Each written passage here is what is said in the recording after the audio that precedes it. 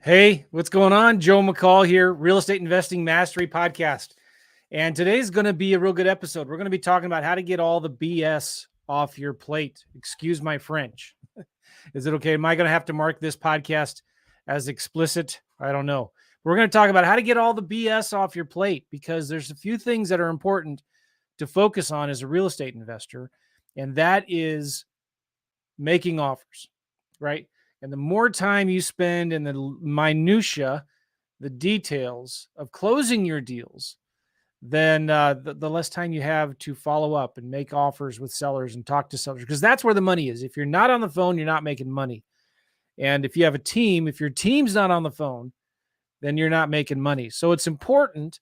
I've always said it's important to find people that are doing the where you're the $5 an hour activities. Not that this is $5 an hour activities, closing deals and doing transaction coordinating, but you need to stop asking how and start asking who. And so on this podcast, we're going to be talking with a friend of mine. His name is David Olds, and we're going to be talking about how to find transaction coordination companies. So like, how could you get an in-house closing coordinator or a transaction coordinator to close all your deals? And we're going to be talking about that because David has a company that can do that. And if you want more information right now, if you go to closelikejoe.com, closelikejoe.com, and that link should be in the description of this video. If you're watching this on YouTube or Facebook, or if you're listening to this on the podcast, it's in the show notes. But if you go to closelikejoe.com, it's going to forward you to David Old's website. And we're going to be talking about that here in just a minute with him. So first of all, we are live on YouTube and Facebook. So if you're watching us right now on YouTube and Facebook, tell us where you're from. Say hi. I'd love to hear from you. We'll show your comments in the video here as we go through. And if you have questions, please type them right now in the chat, in the comments, wherever you are watching this. And they, again, will pop up here and I can bring them up. If you have questions about how to close your deals, how this program works, if it's for you or not, that's good. And, you know, one of the things we're going to talk about is, can David do this for land deals? Land deals is something I'm going to be focusing a lot on in 2022 in my own business, in my own IRA. And I'm also creating a course about that. So if you're looking for a company that can close all of your deals, houses or land deals nationwide, they can do all of the title work and all the hassle and headaches and stuff like that for you for all your virtual deals, then you want to go to closelikejoe.com and find out how to do it. So I'm going to bring David on. David Olds, how are you? Joe, I'm doing great, man. Thank you so much for having me on the podcast. It's been a long time. It has been. You were on my show way back on episode 14. Did you? Way back. And what episode are we on now? 1098 or something, 90. Wow. 1095-ish or so. Yeah. So I'm looking on my website. If you go to Real Estate Investing Mastery, guys, I had David. Are you still in Chattanooga, Tennessee? I am. Chattanooga, Tennessee. So the podcast was over 10 years ago, David. Can you believe that? Wow. Oh my gosh. It was October 11, 2011. Wow. October 11th, 2011, episode number 14. I don't know how we found you either. It might have been on, you were active on Alex's Facebook group. Yeah. And that was the first podcast I ever did, of course. And I think I was telling you last week when we talked, I was so nervous. I was hyperventilating, walking around my office. I couldn't catch my breath. I was just so nervous. So no, I appreciate y'all having me. And I still get people that reach out to me over that podcast. I wrote here, David is one of those good old country boys from down south in Tennessee, even though he is not originally from there. He's a great investor doing a ton of deals, mostly wholesaling and some rehabbing. Yeah. I think you'll enjoy meeting him. He doesn't have, okay, I can't read all this here. Just a great guy doing great things. Yeah. So we'll have a link to that old podcast if any of you want to hear it. But if you go to realestateinvestingmastery.com and just do a search for David Olds, you'll see that. So what have you been doing these days? What have you been doing since then? Man, well, I haven't done 1,000 podcasts like you have, but I've done probably over 1,000 deals.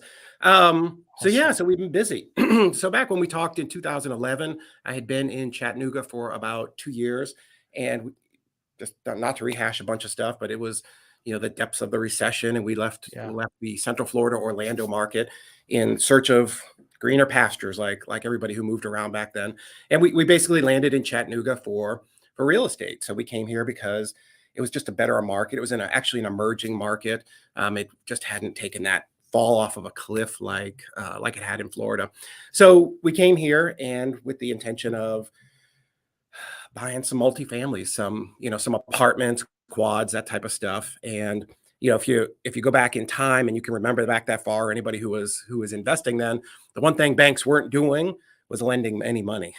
They were very busy taking properties back in 2011, 10, 11, 12. So we had to start wholesaling. We had to, because rehabbing wasn't the best of things to do back then, because people still weren't buying. We did a couple of them, but so we got really good at wholesaling. And were you wholesaling mainly in Tennessee at the time? 100%, only in our backyard here. And we, again, got really good. We really dominated our market. In wholesaling, I know we've talked about this. Wholesaling in your backyard and wholesaling virtually are a little bit different business.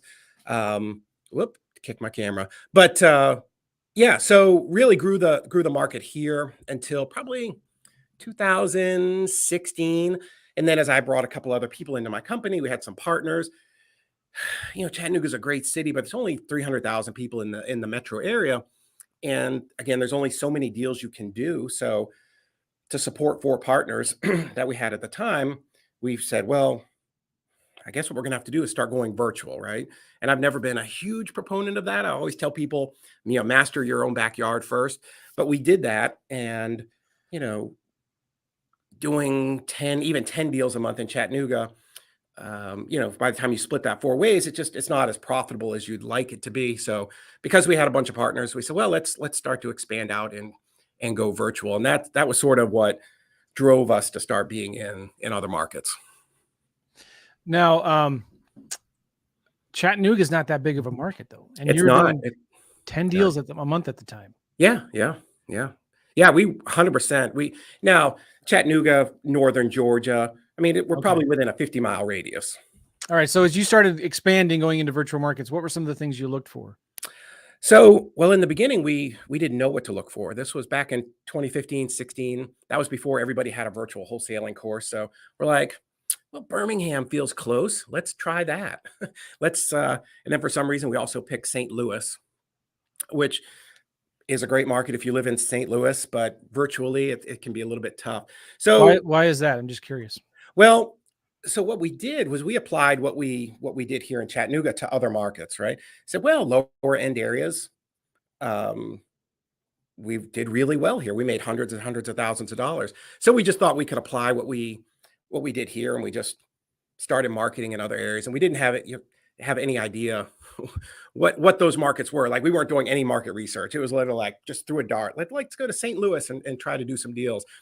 And we went to St. Louis, and if you're familiar with, there's some areas that aren't awesome, that have a lot of burnouts and just vacant houses. And I think our first week we got like 9 contracts, and we thought, oh my God, this is going to be fantastic. Buy the jet. We're going to be so rich, virtual wholesaling. And we didn't understand the market, and we were contracting things that just weren't sellable. So same thing in Birmingham, great market, but there's so much supply, the demand is very low. So like if I lived in Birmingham, I'd have really cleaned up, because we'd have done 5 or 6 deals a week, but they're all $3,000, $4,000, $5,000, $6,000 deals at the time. So we had to learn a bit about market research and what zip codes we wanted to be in, and and that type of stuff. So when we started, we learned every way to screw up a business that you could.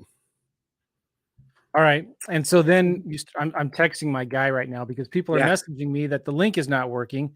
Uh-oh. So apologize, guys. If you're watching this right now on YouTube, it will be fixed soon. But if you go to closelikejoe.com, you'll see David's company. It's called EZ Closings, EZ REI Closings.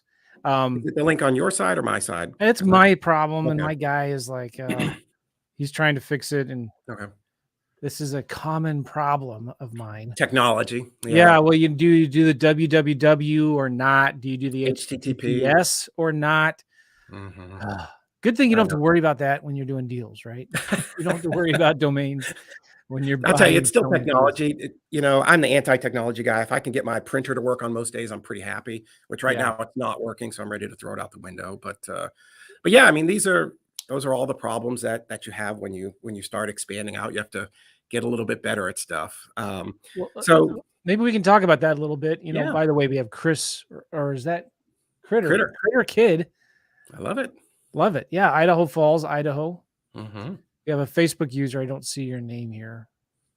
And Sam, my marketing director, is like saying, yes, it's closelikejoe.com. Gary from Indiana is in the house. Nice. We just picked Nice. up a deal in Indiana. Nice. And then Yeah. Tyrone. Hello. What's up, Tyrone? Good to see you. Okay. So let's talk about virtual deals. Yeah. And this kind of ties into why you created a Yeah. virtual closing transaction coordination Mhm. company. Yeah. So let's talk about virtual deals, right? Like Yeah. you're in a small little market, Chattanooga, Tennessee. I'm sure it's gotten Mhm. more competitive Oh yeah. over the years. And I bet you a glass of iced tea, since you're from the South, Yeah. that back then in 2011, when you were doing deals in Chattanooga, Tennessee, you also thought it was competitive back then. Am I right? Yeah. Yeah. So again, you know, we've all It's seen all those my memes. point is it's all perspective, right? It is 100% right. So if you're just staying inside your little fishbowl, that's, you know, what you see is what you perceive. So yeah, like one new person would come to town and be like, oh my God, there's competition. You know, there's a, you know, two or three new people. But at that time we were definitely the biggest fish. Well, But here's yeah, the thing. I want to clarify this.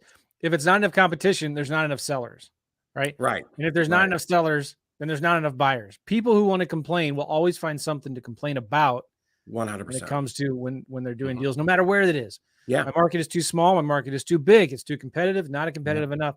Not Mhm. enough deals here. So anyway, stop Right. complaining and And just go do start it. doing deals. Yeah, I had that conversation with somebody like an hour and a half ago. We were talking about shifting his markets a little bit. And I said, well, you know, you can go to someplace like Atlanta and Charlotte.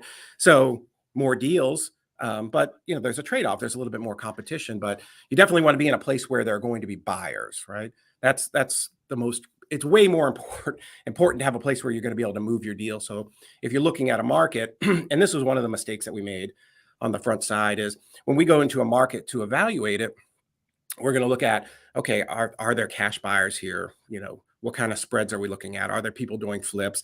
Is there enough data to show that if we get a deal here, we can sell it? And then with that data, we can also work backwards and try to figure out what the best price is to, you know, to be putting these properties under contract. Because if I go to Port Anderson, Alabama, I beat on them all the time because we had a deal there last year and there's like 265 people in the town, and I have a property under contract. I have 264 other people to sell it to. So a little bit tough to be in those types of markets. Okay. So let's talk about some of the markets. In 2011, you started going into virtual markets Mhm. into other areas. What were some of the things you were looking for when you chose a virtual market to go into? Well, in the beginning, it was something, where could I drive to if I needed to? Because I was unsure. I didn't know how to do it. Um, you know, now 2022, there's a lot of information on the internet of even just YouTube videos like how to go virtual, but back then there wasn't. And for me and my crazy squirrel brain, I had like these real hangups. I'm like, how are we going to get pictures? How are we going to do all of these things? So we definitely had to overcome some of those. So in the beginning, because I didn't understand how to kind of the mechanics of how to be virtual, my first thought was, well, let's at least go someplace where I can drive if I need to. If I need to go show the property in an emergency, I can do that. So that's how we started in Birmingham, Atlanta, Huntsville, you know, Charlotte, some of the places that are relatively close to us. Okay. But yeah, as we've gone on over time, and now we're all over the country, we've definitely figured that out a little bit better. Would you say some markets are easier than others? Yeah, yeah, and I would base that on the amount of buyers that are in a market, Yeah. right? So Because what of course, makes it easier? Is yeah, it no the matter where number of you've at, buyers? you've got to know how to comp the deal, right? Like, let's assume that's a given. Um, but a great deal, even if it's comped right, if there are only 40 cash sales within a half mile in the last year, is not going to sell as good as someplace where there's 300 cash deals that were sold within a half mile in the last year, right? So it's just you're fishing in a pond that's stocked with more fish, right? So it takes less time to turn those properties. Would you agree it's easier to find a house for a buyer than it is a buyer for a house? House Does that for make a sense? buyer. It's easier to Yeah, find a house for a yeah, buyer than it is sure. for a buyer for a house. Sure. And before we go, and we did a lot because we shifted our markets a little bit for 2022. We spend a lot of time on the front side researching a market to figure out what it is that's selling. 100%. Because here's the example I give people. If I was to go out and get an ice cream truck tomorrow, right? Because I'm a big guy and I like ice cream. You know, chocolate and vanilla are my two favorite flavors, and I go out and I sell chocolate and vanilla, and I might be selling some. But if people are like, "Hey, I want pistachio," and I'm allergic to peanuts, naturally I would never put peanuts, pistachio on my truck. But the market's telling me that they want pistachio. We're putting pistachio in my truck. I'm putting on some gloves and we're serving pistachio. So Yeah. the point of that story is go out and figure out what it is that the market wants and just provide that for them. You don't have to recreate the wheel. Yeah. Very good. Yeah. Okay. So, what you started doing deals virtually, Yeah. and why did you start your own closing transaction coordination company? Mhm. Or, I tell you, it's an interesting story how it came about. So sorry, a little scratchy throat today. oh, you're fine. Yeah. So sort of the way that everything always evolves, right? Like one little kernel that's like a popcorn that pops. So we have a fully built out office. We have a big dispositions team, and we're really great at moving deals. And the last couple of years, we were doing a ton of JV deals. Our team was just great because we're really good at moving deals and finding buyers and all of that stuff. And after talking to the JV partners, because we would have people that would come back over and over and just keep providing us deals, the one thing that they really loved is we did everything for them, right? So people would bring you deals, or you'd bring deals to no, other people would people? bring deals to us. They would bring deals to us for us to sell for them. And one of the things that they really loved was they didn't have to deal with any of the stuff on the back end, any of the Oh, transactions, right? They didn't do any of that. And so we had a couple of in-house transaction coordinators that did that, did that for them. So we had a couple of people say, "Hey, can you close our deals?" And I'm like, "Well, like just close your deals?" I said, "I mean, I could, I guess." So that was sort of the small kernel that evolved into, well, we're really great at this. We have the connections with nationwide title companies because we're working nationwide. Um, how could we do this as a service and make it where it's really affordable and we can provide a ton of value, right? So that was sort of the precipice of where EZ REI Closings came from. okay. Yeah. So talk about the closing process. What's involved with closing deals, and how do you do it nationwide? Because like Mhm. sometimes you do deals in small towns, sometimes you Yeah. do small little vacant land deals Mhm. in obscure counties. Yeah. How are you able to do that in all 50 states? So the hardest thing, a couple of things that you want to have set up ahead of time. You want to have a contract that's going to work. That's going to work every place, right? So that's super important.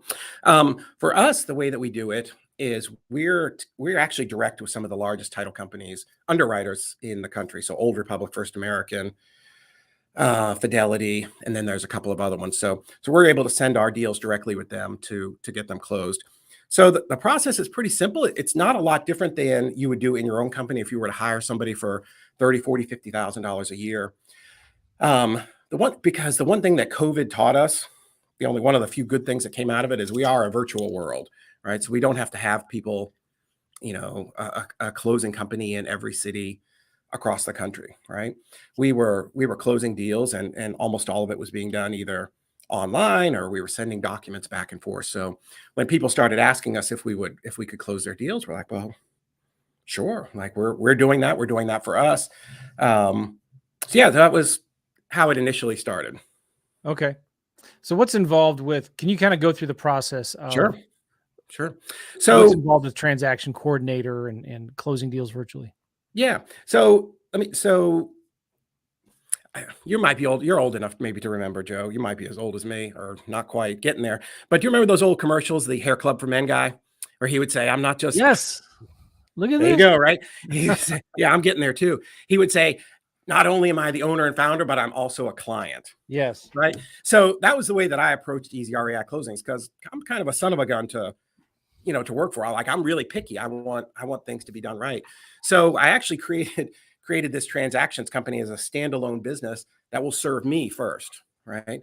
So I want to make sure that it does all the things that people have promised us over the years. Can't tell you how many title companies I've met with over the years. And they're like, we're going to have an online portal and you're going to be able to go online anytime and see exactly where your deal is. We're going to provide you all the information. We're going to, yeah, you laugh because you've been told the same thing. Yes. We're going to do all these things for you so that it's just hands off. And it never happened, right? I mean, I can't tell you how many times I've done that. So when we decided we were going to do this, we spent probably 4 months with software developers building out a platform, a portal. And I had this envisioned in my mind where, okay, so at 2 o'clock in the morning, can I log into this portal, right? And can I see exactly what stage my file is in? Okay, can we do that? Well, yeah, I think we can do that. Okay, well, let's start building it. And it took, like I said, it took 3 or 4 months to get that public facing side of our CRM out there. So you as the client, you can log in again any time of the day or night, and it's instantaneously updated. Okay, we've received your contract. We're contacting the seller. You know, we're starting the preliminary title stuff. We're collecting seller docs. We're doing those things. You know, so all the way through that process. So what it looks like for you as a client for EZ REI is again, our mission statement in life is to help you do more deals, right? By taking off just all of the nonsense that's involved in wholesaling, right? Because none of us got in this business to do paperwork. I promise you, not a single wholesaler said, boy, I want to flip houses because I love doing paperwork because it's the greatest thing ever, right? Nobody did that. And it's intimidating to a lot of people too, especially in the land business. Yeah. When there's a lot of self-closing that is done, it can get intimidating because you're like, well, how am I going to search? And this is something else I'm going to ask you later on. Yeah. Like, how am I going to do the title search? Right. How do I know I'm filing the right paperwork with the county? How do I know I'm looking at everything the right way? And sometimes people are afraid, well, if I'm in this little small virtual market of like 5,000 people, there's not going to be a title company there. Yeah. And if there is, they're going to charge me a ton of money to do these deals. Right. So and are you going to know the right question to call the random ABC title company in Paducah, Illinois? And am I going to get the right person? Are they investor friendly? And are they going to let me double close or do an assignment? Right. So yeah, so 100%, you have all of those fears when you're trying to get set up. I mean, it's hard enough doing what we do. You know, I tell people we're like juggling flaming sticks of dynamite all the time. We're dealing with sellers, we're dealing with buyers, we're doing all those things. But you know, most entrepreneurs or wholesalers, you know, if you're like me, like you love talking to people. Like that's what we want to do. We want to go out and make deals. We want to talk to sellers. We want to talk to buyers. We want to close deals. The worst thing is going back and going, oh, okay. Now, how do I find that title company? How do I solve this issue that I've never heard of? What's a monument of title? Oh my God. What's an affidavit of heirship? What are all these things that the title company's asking me for? You know, we call it abstractor language. It looks like Latin when it comes across from the title company. You know, they just give you a printout of a title search and say, hey, you need to fix all these things. And I spent 40 minutes, and I'm good at this. I've been doing this for 20 years. I spent 40 minutes on Google trying to figure out, translate what it is that they're saying. So what we set out to do was to take all of that stuff off your plate as a wholesaler and a real estate investor. And we've hired people, transaction coordinators, like super experienced people that have been in title for 10 years, that grew up in title companies, so that they know they can take those reports from a title company and go, oh, hey, Joe, I just need you to call this, you know, call the seller. You know, is the sister dead? Is she still alive? What is it that we need? Yeah, right. We can give it to you in plain English. Like, here's what we need to do to get this thing closed. Yeah. I was going to ask you about that. So, your company does all of the title search. Yeah. So here's how it works. Just on its simplest level. So you go out today, you sign a contract to buy Mrs. Smith's house at 123 Main Street. All you do is you go back in a town of like 20,000 people. Pick your town, any place in the country. I love small towns. There's so much money to be made in small towns. Right? There is a lot. So you're going to log into EZ REI Closings. Every person who's a client for us has a customized portal that's going to show just your properties and all of the information. So you're going to go there. You're just going to upload that contract. That's it. I need the contract. We need the seller's name, contact info. That's it. You're done. Go work on selling your property now. Like all that stuff that you used to do yesterday, you don't have to do that anymore. So what's going to happen is that contract's going to come to us. As soon as it drops into our inbox, it starts shooting off a bunch of alarms. Hey, new contract. Somebody needs to assign this to a coordinator because we have multiple coordinators. So they've got like 45 minutes to assign that to somebody. So now Heather assigns it to, let's say, Sydney. Sydney goes, oh, okay, Mrs. Smith. Hey, Mrs. Smith, this is Sydney with EZ REI Closings. You contracted with Joe to buy this property at 123 Main Street. Hey, so I'm going to be your coordinator, and I'm going to be taking this through the closing process. I need to get a little bit of information from you. Do you have just a minute? All right. So now we're going to start gathering all that information. The seller doc is what we call it. Her name, is she married? Or is it in a corporation? Is it in a trust? All of those things that the title company is going to need to know.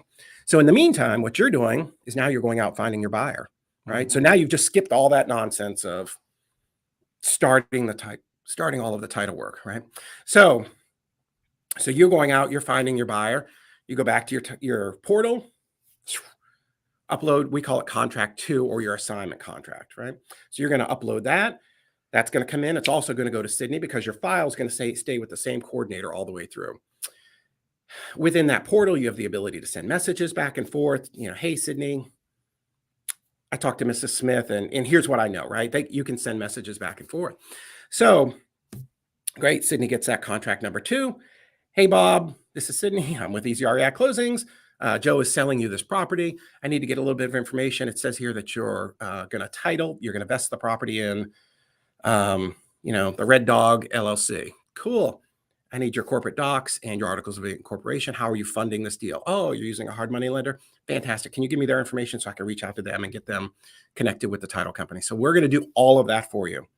So the next thing that you're going to happen is, Joe, you're going to get a message from Sydney that says, hey, we're closing next Thursday. Are you going to want wired funds or are you going to want it a check mailed to you? How do you want to do that? So what's going to happen is we are going to do all the contact with the seller, contact with the buyer, and the contact with the title company. Make sense? Yeah. Okay. Very good. So, all right. So then the title is clear, or, Yep. if there's something that needs to be fixed, you're going to communicate it with us. Yep. Your team will make any phone calls they can. We may need to make some phone calls. Yep. Just kind of help with that process, right? Yeah, we're going to try to do everything we can. We'll call Mrs. Smith and go, hey, Mrs. Smith, it looks like the property has you and your husband, Bob, on the title. Is Bob still, Is he still alive? He's still alive, right? No, he passed away. Oh, I'm sorry to hear that. Can I get a copy of the death certificate? That's common. Yeah. It happens all the time. Yeah, we deal with distressed properties and distressed people. So that happens common, right? Yeah. Oh, okay, great. We need to get, can we get a copy of the death certificate so that we can get this closed and get you paid just as quickly as we can, right? So yeah, absolutely. We'll do everything we can, to gather up that info. Now, let's say something happens and we can't get a hold of Mrs. Smith. Like we're gonna call her, we're gonna email her, we're gonna text her, we're gonna do everything that we can. After 3 or 4 days, we're gonna let you know, hey Joe, just want to let you know, we tried all of these things. We can't get a hold of her. Can you reach out to her and just see if you can trigger her to call us back, see what's going on, right? All right. So let's go ahead. So we'll touch base with her every single week up until closing. All right. Now, you're doing that. We find a buyer who's interested, and we decide we want to do an assignment. Yeah. Let's say, how does that work? Very simple. So, excuse me.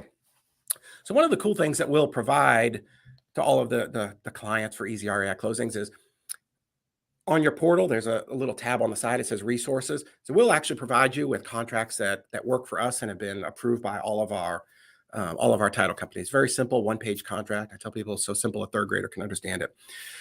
So the way that we get paid, so I tell people we're like Sam's and Costco, right? We have a small membership fee every month, and then we've got a transaction fee with each transaction.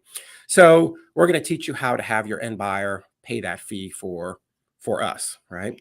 So it's $5.95, and there's in our contract it says, hey, the buyer is going to pay this closing transaction fee, administrative fee to EZ REI Closings. So if you don't want to use our contract, we'll show you how to put that clause into your own contract. So anyways, so your question was whether or not you have an assignment.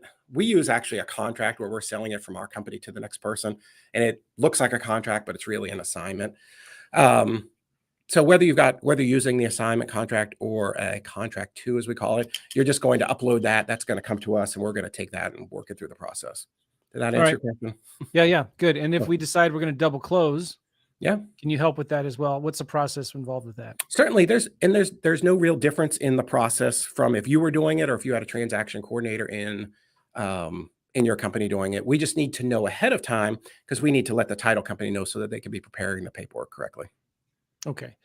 So you got to let the title company know. Mhm. So this is the First American or whatever that you're working Sure, with. sure. Right. Yeah. Um, Yeah, the more information you can tell us, like, we've got a little box when you upload your contract, tell us a story. Like, tell us what's going on. If you know that this is an inherited property and there's 13 heirs and, there was no probate done and there's no will, like, let us know ahead of time because Yeah. the more information we have, the better we can help you. Yeah. And, I tell people, like, I can't sell your deal for you, but give me as much information and I can, like, we will reach out to the seller and all of the heirs and we'll prepare affidavits. We'll do everything that we can to get it closed up to the point where people won't answer us, right? Are So there any issues or things that you've seen happening where it's a cash deal, sure. right? There's no lending involved, no banks Mhm. involved, but using the buyer's funds, the B2C funds to close the A to B. Yeah, most of the nationwide transaction company or title companies won't do that anymore. They don't they Okay. don't love it. So you're really going to need to use transactional funding if you want to do a double close. So explain what transactional funding is. Sure. So what you're talking about is you're going to buy Mrs. Smith's property, $20,000, right? And then you're selling your property. Let's say you're going to do 2 closings. So you're going to actually close on Mrs. Smith's for 20, and then you're selling it to Bob for 30, right? So ideally if you're going to double close and you would want to use Bob's funds, you would close with Bob first, and then Bob's money would close with Mrs. Smith, so you had no money out of pocket. Nationwide, title companies won't do that anymore. They stopped it a few years back. There's just been too many problems. So your option would be you can wire the 20,000 plus closing costs to the title company, close your deal, and then you would sell to Bob, right? And then you would collect the difference. Well, if you don't have that 20,000, which is fine, even if you have it, you may not want to put up your own money. You can use a transactional funding company.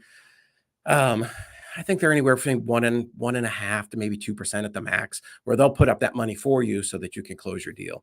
And the advantage to double closing that is, let's say you've got an $80,000 assignment fee. You may not want your buyer to see that on the HUD.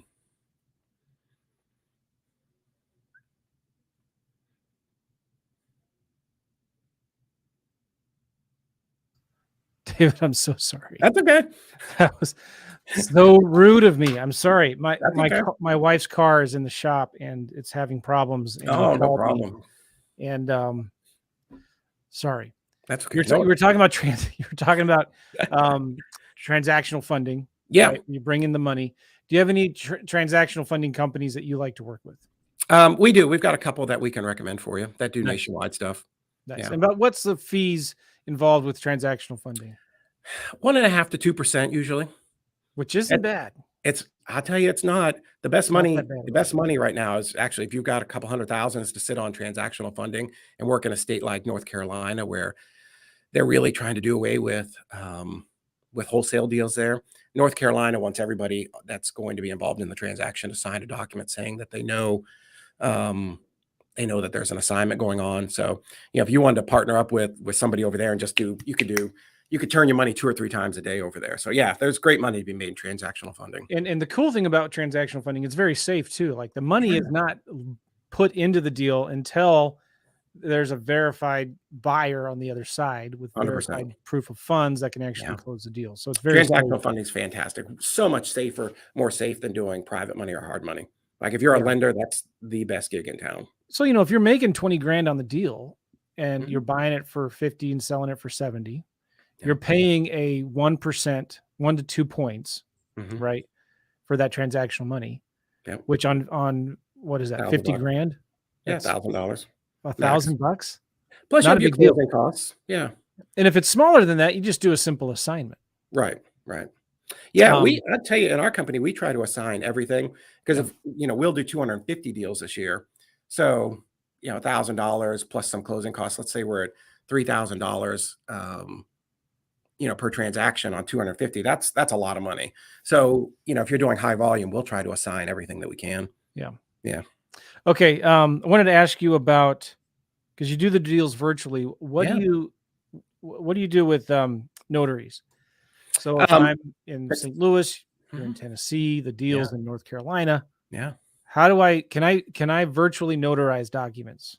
Some states will let you, but the nationwide title companies that we work with, they're set up with mobile notaries nationwide. So again, another thing that's been fantastic over the last couple of years is there's been this incredible, huge refi boom in the country. So Yeah. title companies have already figured all of this out. This isn't new. I did a refi on my own house that I bought 3 years ago, and they sent the mobile notary to my office, Yeah. signed the paperwork, out they went. So Yeah. yeah, I met a mobile notary a few months ago at a local Panera. yeah, Like, he called us and said, I said, hey, we're going to be in this area at this time. He said, all right, great. I'll just meet you at the Panera right there. perfect. Perfect. Yeah. Grab a coffee and sign your deal. Yeah, I just had a deal. Where actually when you called me earlier, I was going over the HUD, and I had a private lender, and we're getting her, she had to sign a release for her underlying mortgage that I'm selling to this other guy. And yeah, we just sent the notary over to her house, signed the mortgage release, and we were done. So yeah, All right. again, Let's it's talk about a vacant doable. land deal Sure. where, I'm buying it. I'm in St. Louis. Hmm. The vacant lot is in um, uh, Jackson County, North Carolina, Hmm. but the seller lives in California. Yeah. All right. So, I'm only buying it for $5,000, Yeah. but again, I would rather have a transaction coordination company Mhm. doing it for me, so I don't have to Sure. worry about the proper deeds to file and making Mhm. sure the title is clear and all of Yeah. that, right? Yeah. So I hire you guys to do it. The seller needs to notarize some docs. I need to Yeah. notarize some docs. Yeah. You guys handle that. Mhm. You Yeah. you coordinate with the seller when and how to get the stuff signed, right? That's it. Yeah. Our, Beautiful. our, our team of coordinators, so that's what they will do. So once the title company gives us a clear to close, they'll jump on the phone and they'll call Mrs. Smith. Hey, Mrs. Smith, Oh my when's a good day gosh. for That is you to get this so done? When huge. will you be home? That Or at is Panera? so awesome. You have no idea when you're doing a lot of small little vacant land Sure. deals. Yeah. It's So such a we'll pain in the coordinate butt to coordinate with that. her. Hey, when would be a great time to sign these docs? Fantastic. Here's what's going to happen. I'm going to have a mobile notary give you a call. We're going to be between 3 and 5 on Monday, and she will call you and get the exact address, or you can give the address to me, and we'll nail down that time. Hey, Bob. Hey, we're getting ready to close this. I need to give you some wiring instructions, or I need to talk to your hard money lender, or whoever it is, right? And we need to get that information. We need to get those funds wired over, and then we're going to email you the docs. You need to just sign them, and you can scan them back, right? Nice. Because the buyer doesn't have any docs that are notarized. So, they can scan them back and then just send the wet signatures, which are the actual signed docs back. So yeah, we're going to schedule all that stuff for you. All right. So then how does the seller get their money? So we'll ask them the same thing. How would you like your funds? Would you like them wired, or would you like us to mail a check? Nice. So they Yeah. can mail a cashier's check. However You they can like. wire the money. Mhm. Yep. And what Nice. we'll tell them is so we're going to send the mobile notary over there. She's going to get all the documents signed. She's going to email those back to us. So we'll get an email copy. She'll overnight them as well, directly back to the title company. They don't come to us.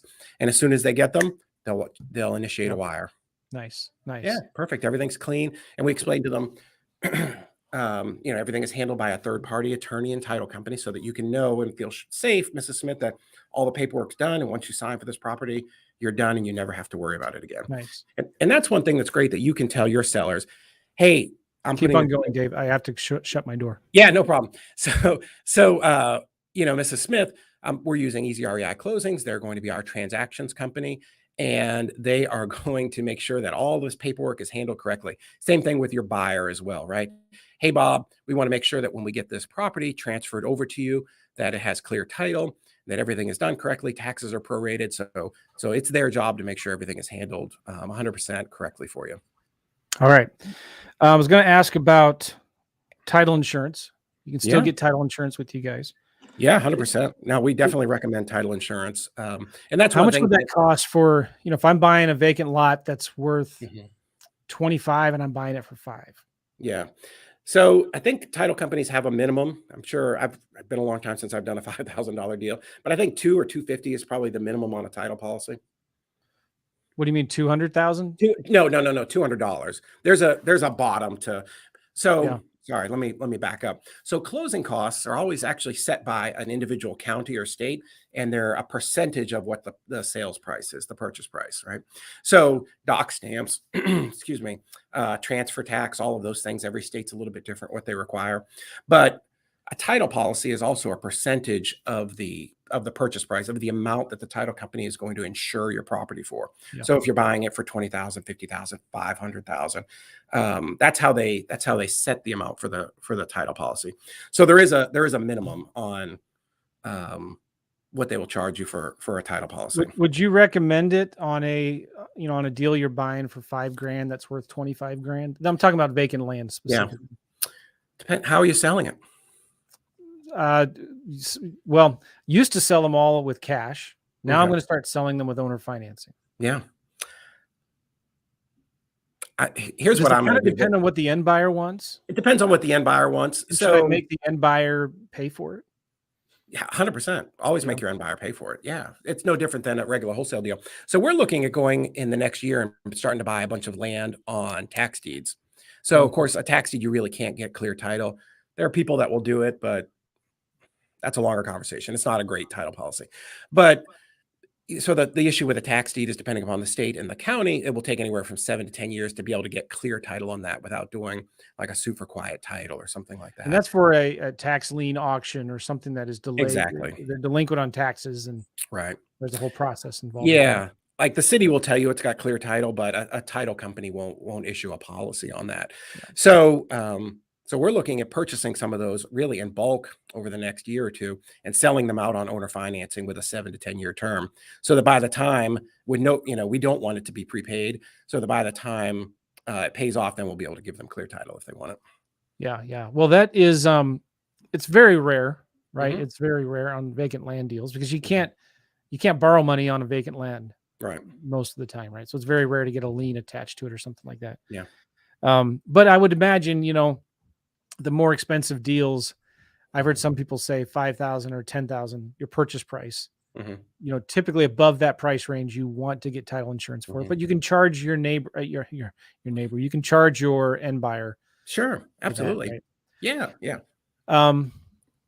Okay, so I was going to ask you about the costs, the fees. If people go to closelikejoe.com, you can get more information. You talk about how much you guys charge. There's an upfront fee. That covers what, and there's also a transaction fee, which is very, very cheap. So the upfront fee right now is $2,000. We've committed to keeping it there until about June of this year, and then it's going to go up just a little bit. So what that covers, once you sign up, a custom portal is made for you, and this is where you're going to upload all of your documents, where you're going to see everything. Within that, you also we have our big, huge built-out resources tab. So I've actually created an entire mini course on contracts, all of the contracts that you're going to need. So we'll supply that if you want to use our contracts to be consistent. Fantastic. If you don't, that's okay. I'll show you how to at least put that clause in there so that your end buyer can be paying the transaction fee for each closing, which is $595. If you don't want your buyer to pay for it, that's okay. You can pay for it, right? It's still cheaper than upfronting for a transaction coordinator. The question I get asked the most all the time is, well, is the buyer going to get upset because I've got $595 in there? Joe, I've done over 200 of these in just the last probably year. I've had two people ever say anything about it. And one person were like, oh man, we'll split it with you. And the other one, we waived it because it was like a $40,000 assignment fee. Like I didn't want to make any waves with this guy. We just wanted that deal to close. This deal that I was telling you about, the HUD I'm reviewing, I'm actually selling that to a buddy of mine who's the biggest realtor in town, and he has a $19.95 assignment fee administrative fee on his contract. So I emailed him. I'm like, Mark, or I was texting him. Does anybody ever say anything about this assignment or like $1,995 or $1,995 admin fee on every contract for every property he buys for himself? I'm like, dude, does anybody ever give you any grief about that? He's like, nope, not a one. He's like, in fact, Zillow and Open Door and all the rest of them are $2,500. So $595 is cheap. Everybody is charging administrative fees right now. And they're charging those administrative fees to the buyers. To the buyers or in the sellers too. In his case, he's charging it to the sellers. So 100%, the way that we explain it to people is absolutely. So here's what the $595 fee is. We want to have a third party that's going to handle all of your paperwork and going to make sure that this transaction is done correct, right? Because that's what's important to you. We want to guarantee clear title. We want to make sure taxes are prorated correctly. I want to make sure that somebody's making sure that the security deposits are transferred correctly, that the rents are prorated. So that's what that fee is for. But honestly, 1 out of 10 people will even look at the contract deep enough to ask for it. So, I mean, obviously, if you tell the seller, "Hey, no closing costs, I'll pay all your closing costs," then you can't charge them closing costs. But maybe you don't need to say that. Well, here's what our contract does say, which is why we recommend you should use our contract. It what our contract with the seller of record, our contract 1 says, is that the buyer, in this case us, right? Because think of it as a wholesale fee, that we will pay closing costs, title policy, and all standard costs to close the deal. And it says seller is responsible for all fees to clear the title. So now if I have to start doing a lot of work and I'm calling the 19 heirs and I'm creating 19 affidavits of heirship, if I have to do all that stuff, that gives me the ability to charge that back to the seller. Because that's to clear the title. We're doing legitimate work to clear the title. Right? Yeah. Well, a lot of times too, on vacant land, we're buying it for so cheap. We're just going to go ahead and close on it as soon as possible, right? We spend $5,000 on it. We buy it, we close it, we own it. And then we start marketing it and advertising it. And maybe a month later, 2 months later, we find a cash buyer we can sell it to, right? Or we can sell it on owner financing on terms. So we don't technically have a closing at that point. Yeah. So that's a couple questions it raises to me, David. Yes. All right. So then we can charge the $595 to the seller. Sure. You can. Closing costs. Yeah. Right. Now now we have title to the property. When we get a buyer a month or 2 later who's starting to do owner financing on it. Yeah. Can you help with that side of the paperwork, or do we just wait until they cash us out? In 3 or 4 100%. We can definitely set that up. You were asking me earlier about an escrow company. If you have one that you like to use, 100% we can coordinate that. So charge the seller. You can add in. Listen, a contract is between 2 people, what 2 people agree to. So if you want to charge them, again, my buddy, $1,995 on every deal, he's charging them, right? So that's just going to reduce from their proceeds at closing, and then. 100% as part of the fee of your contract for deed or your lease option or whatever it is that you're doing. 100% there should be a fee in there. Well, in the contract for deed, you don't really need to use you guys at all, do we? No. I mean, it's not until they're ready, the end buyer is ready to cash us out or refinance. Yeah, but I still put a fee in there for when it does eventually close. Yeah, and then at that point, you can charge $595 to the end buyer. Charge them. If you want to put in your contract, Joe, that you're going to charge them $1,500, we get $595 and you make the extra. Like we're just going to get paid off the HUD for $595. So if there's more in there, charge it. I'm telling you, people are doing it right now and nobody's saying a word. Yeah. Any of you guys listening to this have any questions right now? Again, if you go to closelikejoe.com, and that link should be working, then you get more information on what David does. I love this because a year or 2 ago, I did a course with a friend of mine, Larry Goins, called Small Town Profits. Yeah. And I love what Larry's doing. And I'm going to be talking about this course more, but he's in Charlotte, very busy, competitive market. All of the hedge funds are in there, and they've been in there for 3, 4, 5 years now. Right. So he decided, you know what, I'm going to go out 2 or 3 counties out. Yeah. And he has virtually zero competition. I mean, where he's getting 0.5% response rate with his postcards, or maybe half, a quarter of 1% response rate on his postcards in the big city.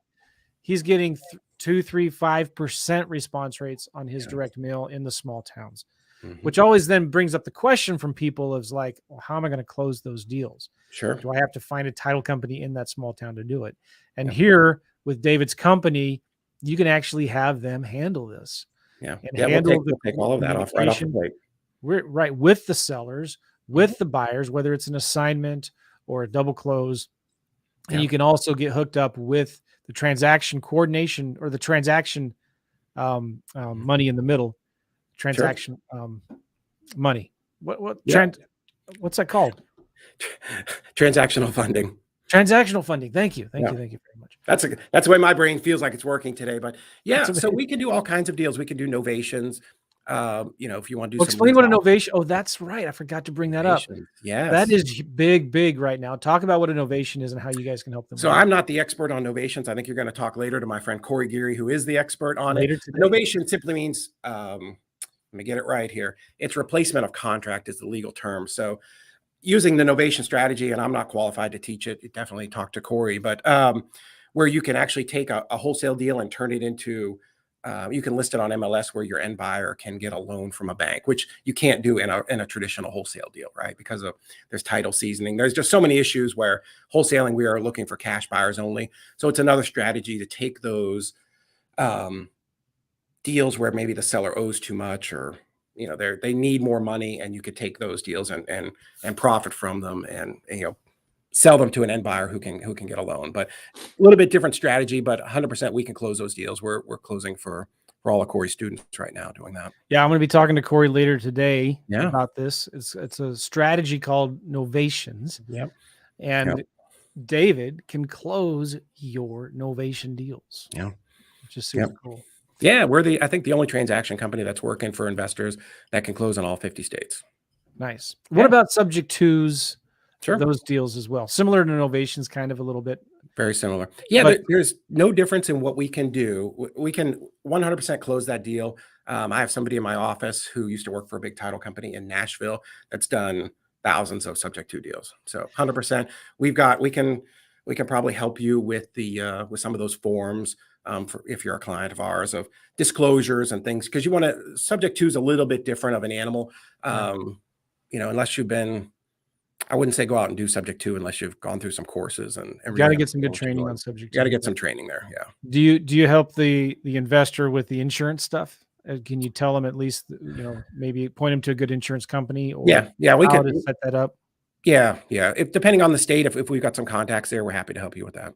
Nice. Yeah. Well, David, thanks for being a guest on my podcast. I apologize for being rude and muting myself. No, that's okay. That's all right. No, I'm thrilled to be back, Joe. I remember the first one we did, and I really appreciate you putting me on. 10.5 years ago. I'm telling you, man. 11 almost. Yeah. Crazy. Well, I'm glad to see you're still in the business and doing well, David. And congratulations to you. Thank you.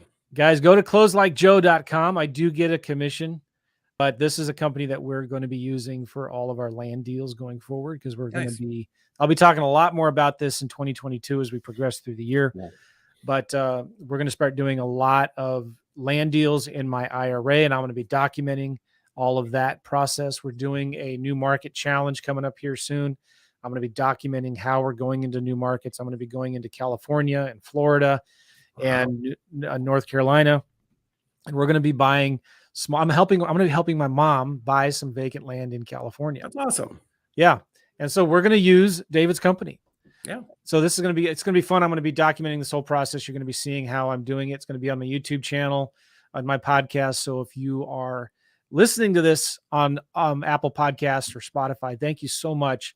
But I want to encourage you to subscribe to my YouTube channel, because a lot of these videos that I'm going to be doing going forward in 2022, I'm going to be demonstrating things like showing my computer screen of how we pull the list, how we do the research, how we find the deals. So it's going to be pretty awesome. All right. Cool. Cool. All right. Closelikejoe.com. If that link doesn't work for whatever reason, if you look in the description of this video on Facebook or YouTube, the correct link will be in there. Also, in the description on my podcast website, realestateinvestingmastery.com. Thank you so much, David, for being on the show. Thank you for having me. I really appreciate it. We'll see you guys later. Take care, everybody. Bye-bye.